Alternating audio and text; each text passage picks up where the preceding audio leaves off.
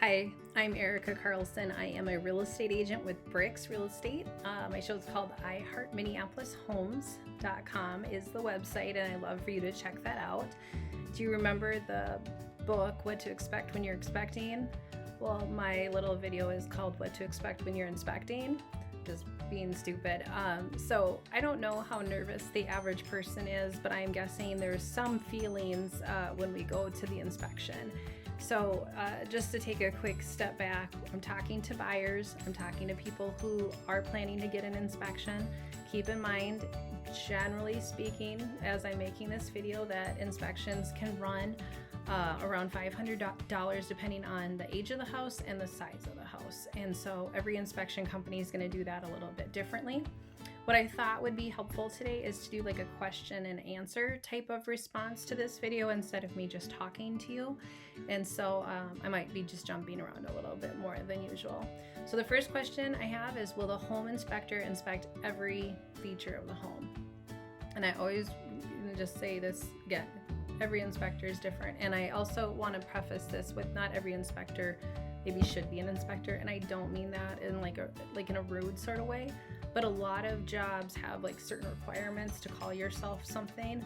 And what's disappointing about the home inspection community is that they don't have like a flat standard.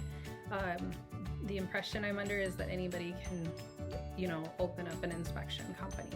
So with that said, if you do have any questions about that piece of it, I will give you a list of qualifications you might want to look for when you hire your inspector. And of course, a lot of times people just lean on their real estate agent to pick one. Again, that depends on the market and what your real estate agent is comfortable with. So we're here, we're at the inspection. Highly recommend you actually attend it, though you don't have to. COVID has definitely made things more unique with Zoom calls and whatnot. You will get a written report, so you don't have to sit and take notes on everything, though definitely people do bring a pen and paper so that they're, feeling more confident about the process. The home inspection is going to be where they can reach, and you can definitely ask them to answer any questions that you have about the house. But if they can't get into something, they can't answer it. Typically, most buyer's agents don't allow intrusive testing, meaning like drilling into walls. You can definitely ask for that, but you do have to be mindful that they're looking at these surface levels just like we are. So they might make a remark about the light switch not working, or, the door being strange, or, the carpet needs to be stapled down better, but they're not digging the carpet up. They're not going to drill a hole in this wall and tell you that there's a problem. So it is mostly it's observation, but we are slowing down. So we do tend to catch things that we didn't notice when we were taking in the layout. So no matter what, it's a great chance to just slow down and take this space in better. And this inspector's non-biased, like they don't, at the end of the day, it doesn't matter to them if you buy the house or not. So they're gonna go around and point out everything to you. What you do with that information is ultimately up to you. One more quick thought before I move to the next question. If it's a mold topic, like foundation, radon, maybe the roof, electrical issues, so like electrical, they may tell you to get an electrician. If you want a sewer scope, that's going to cost more money to know if there's roots growing into the sewer line. Some inspectors send a drone up on the roof, others climb up there, others just look at it from ground level and tell you that's the best they could do. If it's covered in snow, they're really not going to give you much of a report. So these are things to be mindful of. You're going to have certain limitations depending on the time of year or what you're asking them to answer. Question 2, can I ask the home inspector to look at particular components and items? So yes, I think we already sort of answered that. You can request that they inspect particular things as long as they're accessible. So again, they're not going to drill into the wall for you. They'll tell you if it's beyond the scope of a standard inspection. Now, if it's like a pool, you may want to ask for a pool inspection before you even write your offer. So you do kind of have to have it in the back of your mind when you start this process of like, what are you curious about? What do you need to know? because you don't want to be like a week before closing and then say, hey, I'd love to test the radon now. It's like you're out of inspection period. you need to do that right away. Let's see. Oh, these other questions don't apply to our area quite as much. I guess let's just jump down to this because I've been talking to you for a while. Here's the big things to remember. There are no perfect homes. New construction houses need inspections too. Possibly a person could make an argument that they need them more because I know a lot of people want to say, oh, there's a warranty, or there's been people in and out of here looking at these things. Yes, but I have about 200 examples of times that things have been overlooked. Major things that could have been caught had a third-party inspector come in instead of somebody working for the builder. So please don't underestimate the power of an inspection on your new construction properties as well. When you get the report back from the inspector, it does not need to be a list you hand to the seller and tell them they have to do all this stuff in order for you to move forward with the purchase.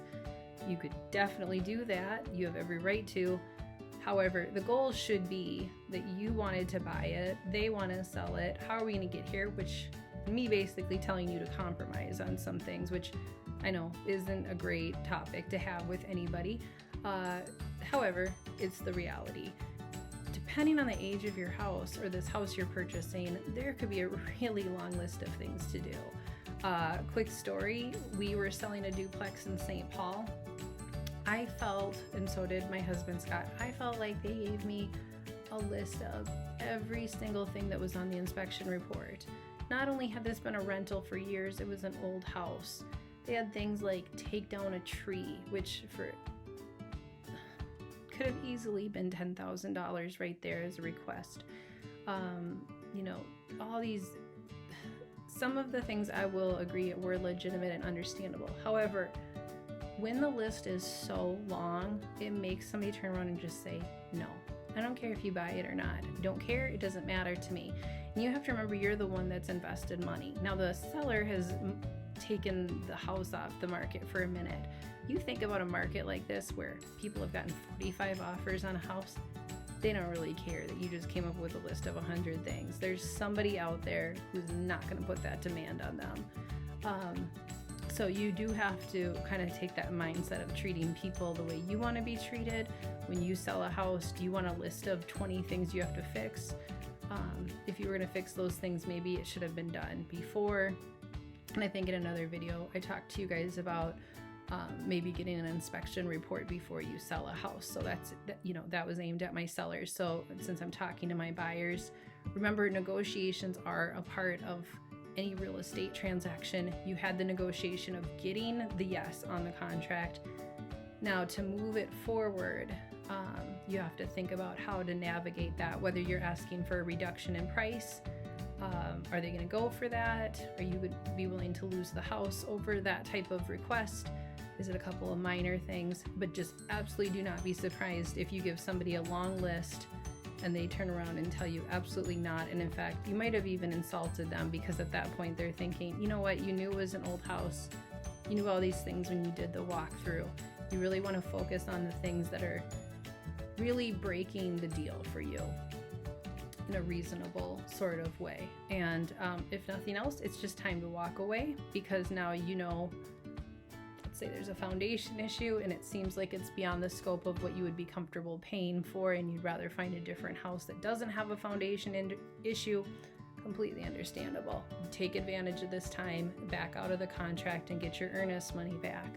But if it's minor, and because all houses need work, if they don't need work today, they'll need it tomorrow.